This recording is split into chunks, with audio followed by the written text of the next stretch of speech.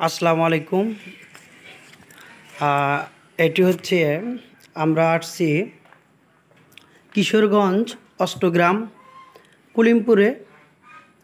এখানে আমরা এই সিঁড়িটার রড অ্যাপক্সি করে ডিজাইন করা হয়েছে এবং এই পাশেও ডিজাইন করা হয়েছে। সেম ডিজাইন এখান থেকে এই পাশেও রড উঠছে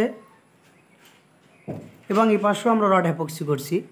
আমরা যদি একটা জিনিস দেখাই আপনাদেরকে, এখানে আমরা রেক্টো ফিটিং কাজও করছি। আপনারা দেখতে পাচ্ছেন এই যে এখানে রেক্টো ফিটিং করছি আমরা। বেসমেন্ট থেকে রেক্টো ফিটিংয়ের কাজ